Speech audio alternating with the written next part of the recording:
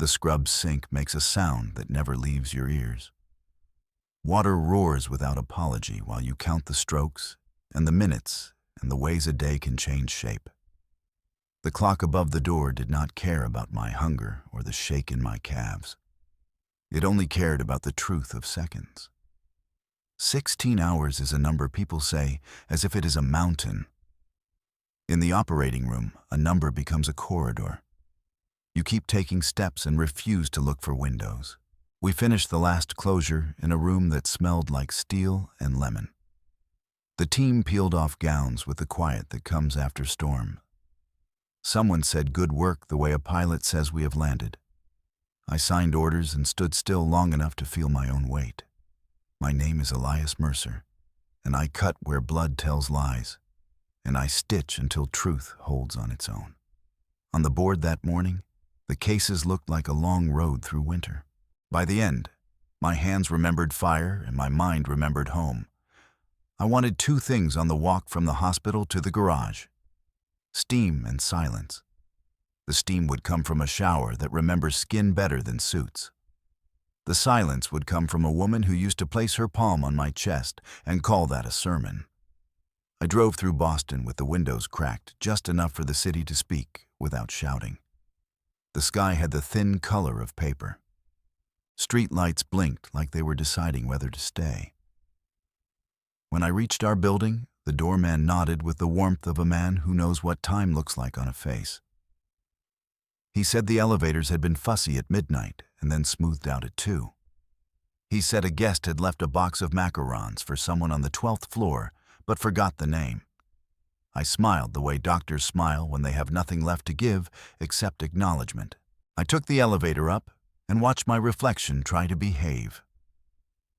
The door opened to a room that did not smell like us. There was a note of cologne, not mine, and a floral alcohol left in the air, as if a bottle had been opened late and confidence had been poured. The thermostat displayed a schedule I had not set.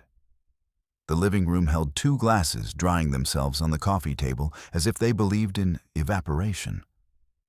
A jacket rested over the back of the couch with an ease that meant membership. The sound from the bedroom was muffled and unmistakable. I stood in the hallway and put my hand on the wall to feel if the house still knew me. I did not go in. I did not call out. Ava had given me 1,000 reasons to forgive small things and a few reasons to sit very still. In the dark, I remembered the first time she looked at me like a solution. She loved that I knew how to chart a path through chaos without raising my voice. She loved the way my hands looked when they were tired. She loved the story of me, even when the details bored her. Somewhere between then and this morning, she began to prefer the applause to the work. I walked backward until the door closed with a soft sigh of a choice. The hallway light painted the floor like a runway for someone braver than me. I took the stairs down and sat in the lobby, as if the building had invited me to wait for a train. The night manager was new. She looked at me once and decided to leave me alone, which is the finest kindness a stranger can offer at 4 in the morning. I opened my phone and typed the time. I added a sentence with no adjectives. Arrived home, observed evidence of guest, heard voices from bedroom. When I finally stood, the sun had begun to consider showing up. I went outside and let the cold teach me about edges. I walked to the coffee shop that never closes and drank something hot without tasting it. Then I went to the hospital shower because the one at home had become a story I did not want to finish. Underwater, I let the noise of the day rinse from me in little rivers.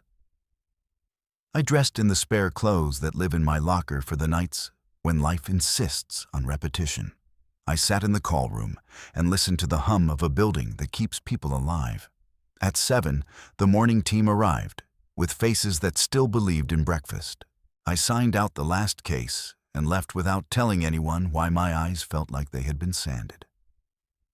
I drove back to the apartment and met the day head-on. Ava was in the kitchen, making a performance of normal. She smiled with that brightness people use when they think speed makes everything plausible. She talked about meetings and timelines and a client who loved a pitch. She offered me a plate and told me to breathe. I told her I had been breathing for 16 hours and that I would continue to do so without assistance. I moved our communication to text before we could improvise a scene that would be expensive. I sent a message from the living room while she stood 10 feet away. For the next weeks, all matters will be handled by written message. She typed back a line that tried to turn the floor into a river. She said I was being dramatic. I said I was being careful. She said she could explain. I said the locks and the walls and the air had already explained enough. I told her I would be staying at the hospital housing for a few days to rest. I told her to use the time to think. I drove to a hotel near the river with a lobby that knows how to speak softly. I booked a room and ordered soup I did not eat. I slept for 9 hours and woke to a phone that had learned my new song. 3 messages from Ava, 1 from Colin Vance, an advisor she used to date and now, apparently, entertains. His message was a man trying to sound like a hero. He said I was misunderstanding. He said they had been talking business. He said late. He said harmless. He said words that look like paper towels when you need a tourniquet. I did not reply. I called the building manager instead. His name is Victor, and he respects Inc. I told him there had been an issue and that I might need records concerning access to my floor. He said the system keeps FOB logs for 30 days and visitor entries for 14. He said they can extend retention when necessary with a written request. He said he would send me the form. I thanked him with the gratitude reserved for people who know how to keep a door from closing. At the hospital, life returned to its schedule like a river that does not believe in drama. Rounds at 6. Consults after. A case in the afternoon that required hands with good memory. I wrote in the margins of my day toward an end I could live with. The ethicist stopped me in the hallway and asked if I was sleeping.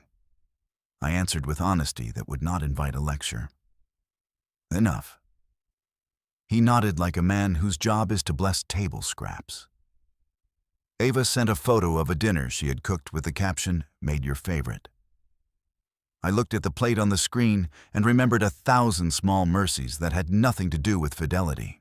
People are complicated the way cities are complicated. A street can be beautiful and end in a dead end. A view can make you forget potholes for a minute. I wrote back a plain sentence. Thank you.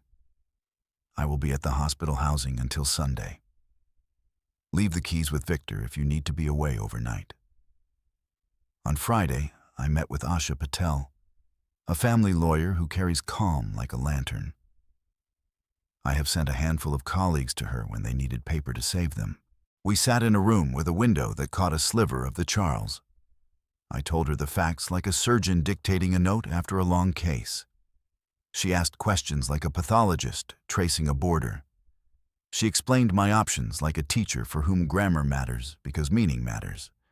Temporary financial orders, accounting, preservation letter to the building. If there was dissipation from our accounts for hotels or trips, I could claw it back. If there was a pattern of interference with my career, there could be consequences. Mostly what there would be is a way out that did not involve shouting. I told her about the overnight logs and the thermostat schedule and the 2 glasses that decided to air dry on our coffee table. She asked me to get letters from Victor and from any neighbor who had noticed something on nights that matched my call schedule.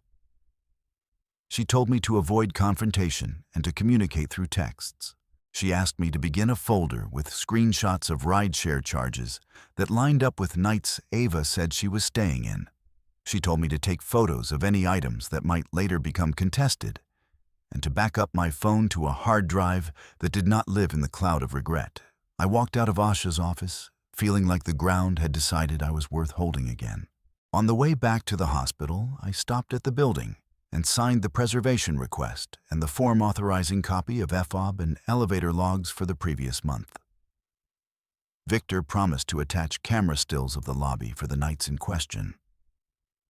He is a man who enjoys making a file that can stand in a storm. He asked me if everything was all right. I told him everything was accurate. He nodded at the choice of word. Saturday night, I was in the operating room again, a transplant that refused to be simple. The pager sang every kind of song, and my body obeyed. Every hour, while scrubbing in or waiting for perfusion to settle into rhythm, I wrote down times. Midnight, 1:14, 3:17, 5. My hands twisted suture, and my mind traced paths through my own life, the way you trace a vessel in ultrasound until it reveals its true course. At 6 in the morning, I sat on a metal chair and ate a banana with the reverence of a man meeting a saint. Sunday. I returned to the apartment with a bag on my shoulder and an absence in my chest that the city air kept trying to occupy. The living room was tidy and staged. The glasses were gone. The thermostat program had returned to my schedule. A faint note of linen spray tried to erase what bodies leave when they forget to be humble. I opened the Smart Lock app and looked at the access log that smart people design for families who like convenience. Guest code created at 1:08 Thursday morning. Guest code used at 1:22. Deleted at 7:12 Friday morning. The house had kept receipts. I took photos of the screen and saved them with names that would be clear to anyone who has ever had to testify. I downloaded the log and emailed it to Asha with a subject line that did not waste her time. I checked the elevator logs in my building's resident portal. The interface is not meant for drama, but it reports reality with admirable dryness. On Thursday night, a guest pass issued to my unit had called the elevator at 1:21 a.m. and again at 3:56. Cameras in the lobby captured entries that Victor later tagged with times and stored for the day he knew I would ask for them by name. I ate toast and stared at the skyline and reminded my hands how to be hands outside a room where pain has a schedule. Ava texted at noon. She asked if we could talk. I said we could write. She said I was being cruel. I said I was resisting theater. She said she made a mistake. I said I was not a priest and she was not in a booth. I said there would be a dinner with her family on Wednesday, and that I would attend, and I would speak once. She sent a heart. I ignored it like you ignore a car alarm when you know the owner is at brunch. Monday arrived with charts stacked like small hills. Work is a mercy when home becomes a riddle, written in a language you no longer want to learn. I saw patients and explained graphs to children of men who had worked with their hands until blood decided to be unfaithful. I sat at a computer and wrote orders with precision, and then went to find a nurse who has been saving lives longer than I have been pretending to be brave. She gave me a coffee that tasted like survival and asked nothing in return. Victor delivered the packet on Tuesday. He had printed the log of every fob use tied to my unit and every guest pass issued in the last month. He had included a letter on building letterhead stating retention policies and his willingness to testify to the accuracy of the records. He had stapled stills from the lobby camera at 1:22 on Thursday morning, 3:57 that same night, and 7:16 Friday when a man in a dark coat left with a bag that did not belong to him on Friday morning, while the sky tried to decide if it would forgive. I took the packet to Asha. She read without changing her face. She said it was enough for the story we would need to tell a judge if the other side tried to make noise about fidelity and fault. She said most likely this would end with signatures and a silence both sides could live inside. I stopped by our floor on my way out and ran into Mrs. Donnelly from down the hall. She is 80, if she is a day, and knows more about human sound than any machine I have ever used. She said she had heard voices on Thursday night that did not sound like television. She said she had called Victor to ask for quiet. She said she was sorry to tell me this, but she thought I should know. I asked if she would be willing to write the time down she had called and sign it. She said she would, and then told me the story of her husband returning from sea 1 year late. and how they rebuilt their house, one quiet day at a time. Wednesday was dinner with Ava's family because life enjoys symmetric tragedies. Her mother had set the table with the seriousness of a ceremony. There was roast chicken and a salad that tasted like apology. Ava sat across from me and tried to look like a student awaiting a gentle grade. Her father kept clearing his throat like a man calling a dog that will not come. I let the meal proceed until the plates had been moved and the coffee had been poured. Then I spoke in the tone you use in a trauma bay when you need everyone to hear the next sentence without decoration. I said I had returned home after a 16-hour surgery and found evidence of a guest in my bed.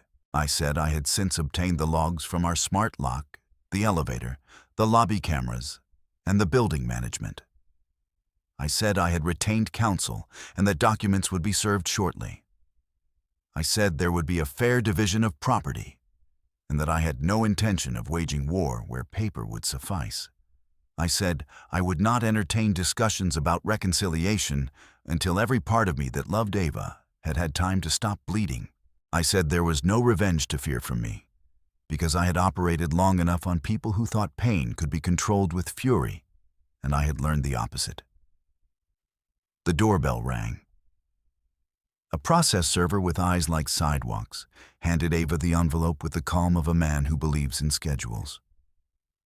Her mother put her hand to her mouth. Her father stood as if to declare something.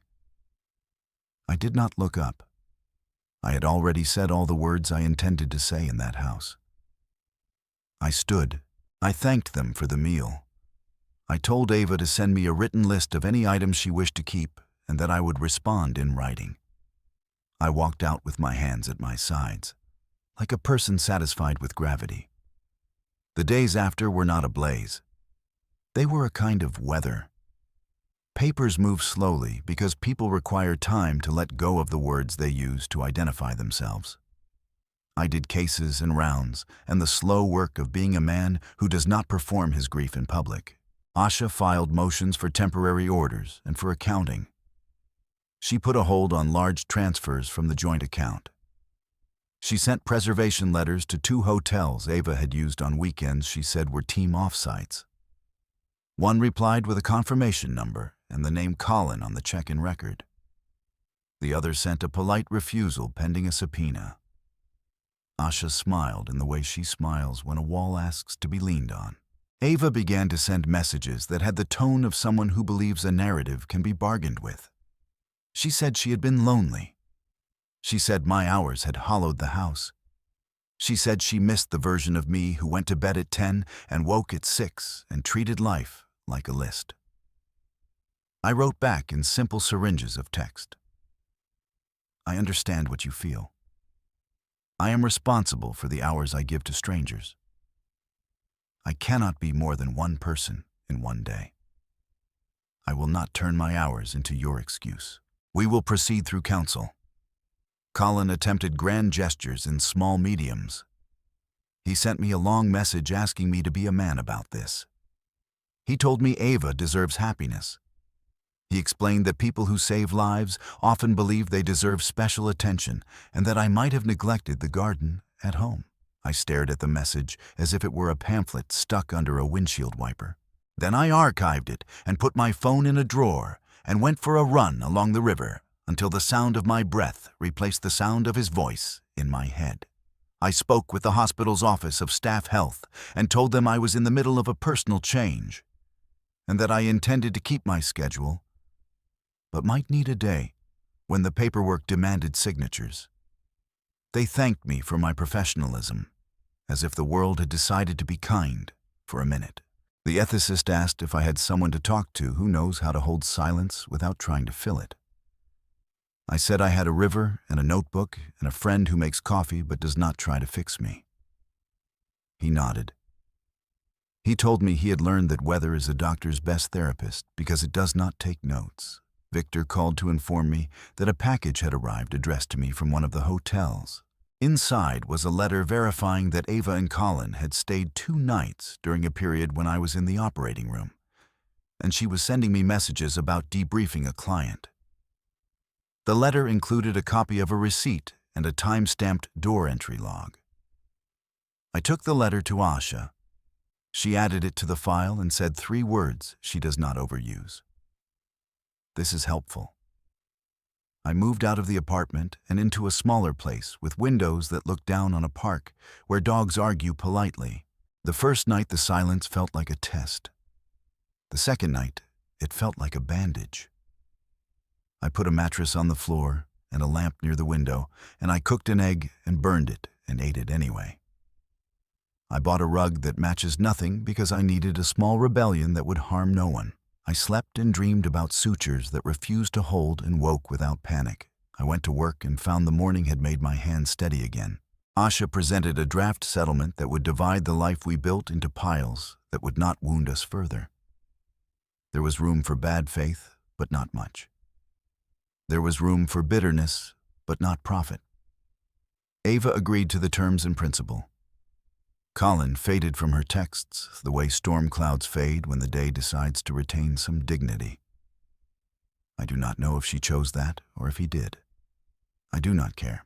I care about the way my spine feels when I stand at the scrub sink, and the way my shoulders feel when I step out of the room having given someone a chance to keep walking. I care about the way coffee tastes when it is earned and shared without performance. On a calm Sunday, I visited Mrs. Donnelly with a bouquet of something soft and bright. We sat on her sofa, and she told me about the shipyards in the old years. She laughed about the way men talk when they are scared, and how the women who loved them learned to read the spaces between words. She told me I would be fine, because I already understood the value of muteness.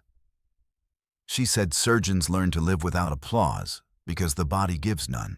She said this with a pride that made my chest warm. I started to run a route that took me along the river and back past the hospital. The building lights at dawn make a hymn you can hear if you stand still. And I stand still between lampposts until I remember that motion is how I pray. I added a stop at a small cafe where the barista writes names without nicknames. He hands me a cup that says Eli and not Doc and I thank him like a man who has borrowed his own life and is returning it in good condition. The divorce decree arrived on a Thursday that did not ask for a party. The clerk sent a note that had the efficiency of rain. I read the orders and felt the paper do the thing paper does best.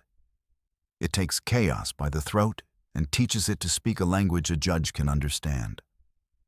I signed my half of the last set of documents at Asha's office with a pen that will outlast me. I walked out into the day, and it tasted like clean water. Ava and I agreed to a small meeting to exchange keys and a few items that felt too symbolic to be mailed. We met in Victor's office because neutral ground is a kindness in itself. She wore a coat that had learned how to make a person appear more valuable than their actions. She handed me a box of medical texts she had wrapped in brown paper. I handed her a sweater that still held her shape. We said the same sentence at the same time. I hope you do well. It felt like 2 people placing stones on 2 different cairns to mark the path out of a forest. In the months that followed, I did not become a better man in the way inspirational quotes promise. I became a man who understands his edges. I maintained my friends and did not ask them to choose. I spoke to a therapist who did not try to fix me. He asked me what my body knew that my mind ignored. He told me to write down when I breathe and when I forget to. He told me to cook eggs until I stop burning them. Progress is not a trumpet. It is a metronome and a grocery list. Victor retired in late spring. The building threw him a small party in the lobby. I attended and shook his hand and told him that his signature on those letters had carried more dignity than any speech. He said he had always liked people who do their work without asking the world to gather and watch. He told me to keep my head down and my eyes open and my heart at room temperature. I laughed and told him I would put that on the wall if I had a wall that needed posters. The hospital gave me a resident who wants to be me, and I told him to be something else. I let him stand at the table, and feel the weight of a decision rest on his hand. I taught him to ask for instruments, like a person asking a friend for a favor. I showed him how a patient looks at you when they are too tired to offer you belief and you give it back anyway. I told him that the only revenge worth pursuing is a life well tended where other people are safer because you are in the room. Ava moved away. I heard this from Mrs. Donnelly, who hears everything that matters. She said the new tenants have a dog that makes the hall smell like optimism. I said, that is a good smell for a hall. I sent a small letter to the hospital foundation with a check and a note that said, for families who wait through the night. In the memo line, I wrote 2 words that have kept me upright since childhood. Stay steady. On the anniversary of the 16-hour day, I took a shift no one wanted and worked until midnight. I walked out to the parking garage and looked up at a sky that had decided to leave the stars in the boxes for the night. I sat in my car and listened to the engine settle into the idea of rest. Then I drove home to the small apartment with the stubborn plant and the window that lets me believe the city is a living thing keeping me company. The smart lock on my new door has no guest codes. The thermostat obeys my idea of comfort and no one else's. The coffee table holds 1 glass at a time and never complains. When I wake at 2, I do not check my phone for proof of anything. I breathe. I sit on the floor. I hold my knees and tell them to rest. I stand and look out at the park and try to name the kinds of green. I fail and try again the next night. I have learned that revenge is a poor word for what I wanted. I wanted accuracy. I wanted my name back. I wanted my hands to be hands, and my work to be work, and my home to be a room where I do not have to explain how I was born. The world gave me those things, not because I demanded them, but because I did not give them up when asked. There is a strength in not shouting that does not photograph well. I do not care about photographs unless they help a resident remember where a vessel hides under a blur. Some nights I think of Ava as a girl laughing in a summer dress, and I send that person a silent wish. May you find someone who does not require an audience to be warm. May you learn to enjoy a kitchen where the only performance is the simmer of a pot left alone. May you understand that the body is a promise, and breaking it leaves splinters that live under the skin for years.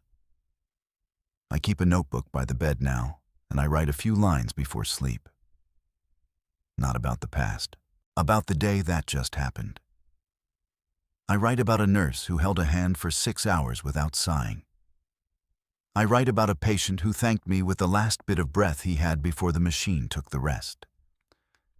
I write about a janitor who whistled a song that sounded like a recipe for kindness.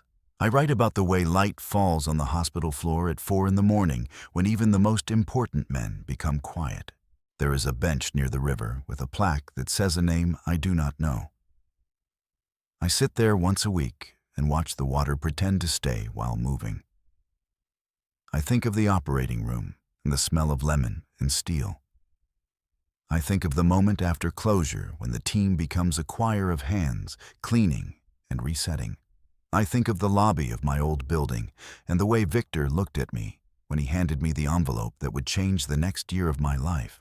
I let the thoughts come and go like lines of a hymn I half remember. Then I stand and walk back to the place where I have work to do. On a quiet afternoon, I ran into Colin on a street where expensive jackets shop for owners. He saw me and stopped and lifted his chin like a man greeting an equal. He began to speak. I raised my hand and said a single sentence. "We are complete." He nodded and understood and turned away. I kept walking and bought nothing and counted this a fine day. If you are looking for fire in this story, you will be disappointed.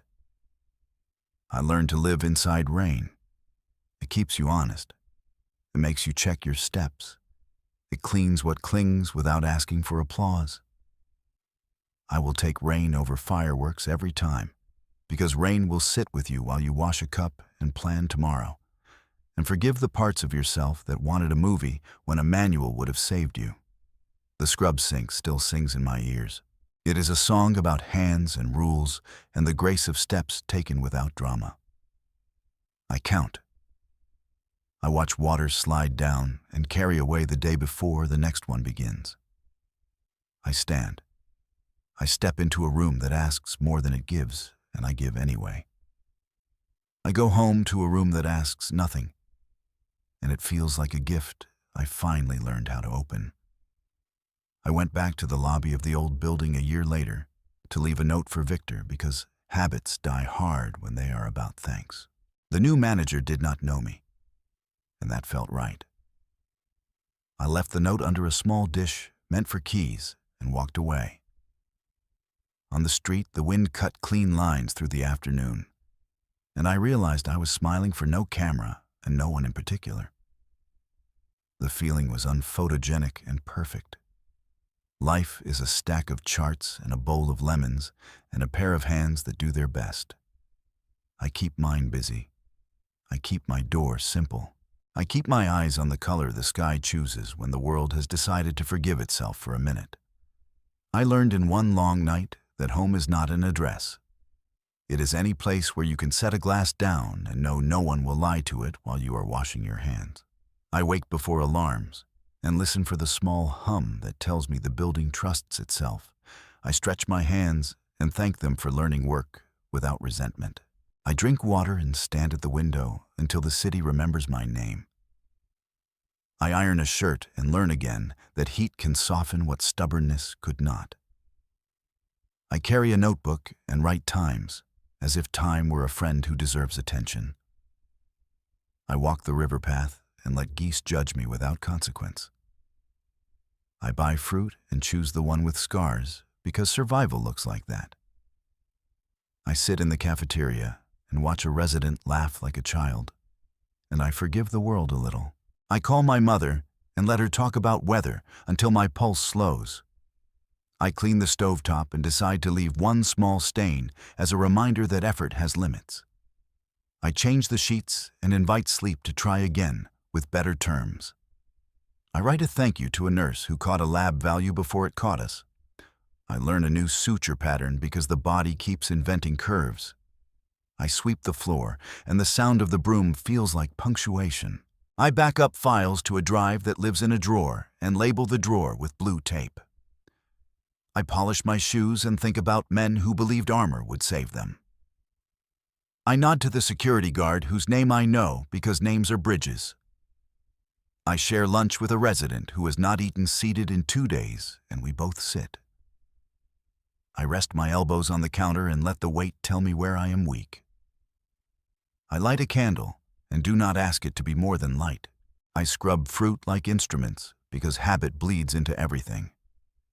I arrange books by size and then ruin the order because usefulness beats beauty tonight. I answer 3 emails and let 20 wait without apology. I choose wool in winter and linen in summer and call that wisdom. I turn off notifications and allow silence to do its job. I fold towels like flags because respect scales from small to large. I visit the bench with the unknown name and leave a coin on the plaque. I learn the smell of rain on hot stone and keep it in my chest for later. I count my breaths until numbers forget to be numbers and become air. I teach a junior how to ask for help before help has to be begged. I wipe the mirror and meet a man who looks more like himself. I fix a loose hinge, and the door thanks me by refusing to complain. I sort the mail and return junk to the bin like a ritual against clutter. I throw out 3 items I do not need and make room for a chair to breathe. I read a page of a book about rivers and feel my spine settle. I hold a cup with both hands and let warmth speak without words. I visit a farmer market and watch a child discover a tomato as if it were a planet. I carry a paper bag like a trophy and laugh at myself for pretending. I repair a rip in my coat and wear the mend as a badge. I sit in a laundromat and let the machines drum sense into me. I open a window and let in a draft that argues with my shoulders. I sort screws into jars because order hums like a low song. I press a shirt and hear steam whisper that patience pays rent. I sharpen a pencil and write a line that holds. I listen to an old song and refuse to give it a person. I close my eyes in an empty room and feel full. I stack plates and consider the generosity of circles. I cut lemons and watch the sun move across a counter that forgives knives. I hold the elevator for a neighbor and practice the art of small favors. I say thank you to the bus driver and mean it. I slow my walk for an elder and speed it up for my own pulse later. I check the smoke detector and feel adult for a full minute. I put fresh batteries in the scale and then ignore it for a month. I wipe the table after coffee and treasure the shine like an oath. I tie my shoes with the attention a sailor gives a knot. I watch the tide of traffic from a bridge and imagine every car carries a hope. I buy stamps and remember letters deserve ceremony. I leave a bigger tip than I can afford and feel light. I choose the long line to teach myself that waiting is muscle. I sort photos by date and forgive the blur for being honest. I learn the names of street trees and greet them badly. I sit on the floor and lean against a wall until thoughts leave me alone. I breathe through my nose and count to 12 and do it again. I write the names of 3 people who made my day easier and send one a note. I drink water and mean it. I carry a spare pen because disaster loves empty pockets. I wash my hands and let the water tell me stories about rivers far from here. I memorize one more step of a procedure and feel the world click into place. I stand in a shop and buy nothing and let desire tire itself out. I hold a door and forget to be thanked, and this feels right. I learn the route of a new bus and feel larger for it. I sweep the stairs in my building and meet 2 neighbors I had not met. I fix a blinking light and the room stops arguing with my eyes. I carry groceries for a stranger and sleep better that night. I draw a small map of my block and mark where light is kindest. I sit on a curb and eat an apple and call it grace. I listen to thunder and refuse to narrate it. I wake at 2 and let the quiet be a river. I sleep until 6 and let the morning do the talking. I walk 3 extra stops and meet myself at the corner. I count stitches in an old sweater and feel lucky. I set a timer for rest and obey it. I write thank you on a scrap of paper and leave it under a cup. I learn to cook beans without rushing them. I wait for dough to rise and see my own patience in the arc. I buy a plant and apologize to it in advance. I choose to forgive small slights and notice my shoulders drop. I mark the day on a calendar and then ignore the calendar. I write nothing for one day and call that writing too. I ride a bike until my legs answer for my head. I stop at a crosswalk and wave a child through like royalty. I sit in a church with no service and honor the architecture. I watch a dog sleep and imitate its breath. I fold the laundry while warm and respect heat as a teacher. I drink tea and admit that bitterness can be kind. I send a message to a friend with no need attached. I forgive the weather and choose a coat. I stand in a bookstore and hold a book until it chooses me. I draw a line along a margin and decide to stay inside it today. I kneel to tie a loose lace and treat it like a vow. I whisper, "Stay steady," to an empty room and hear it answer back. I wake before alarms and listen for the small hum that tells me the building trusts itself. I sit in the cafeteria and watch a resident laugh like a child, and I forgive the world a little. I call my mother and let her talk about weather until my pulse slows. I clean the stovetop and decide to leave one small stain as a reminder that effort has limits. I change the sheets and invite sleep to try again with better terms. I write a thank you to a nurse who caught a lab value before it caught us. I learn a new suture pattern because the body keeps inventing curves. I sweep the floor and the sound of the broom feels like punctuation. I back up files to a drive that lives in a drawer and label the drawer with blue tape. I polish my shoes and think about men who believed armor would save them. I nod to the security guard whose name I know because names are bridges. I share lunch with a resident who has not eaten seated in 2 days, and we both sit. I rest my elbows on the counter and let the weight tell me where I am weak. I light a candle and do not ask it to be more than light. I scrub fruit like instruments because habit bleeds into everything. I arrange books by size and then ruin the order because usefulness beats beauty tonight.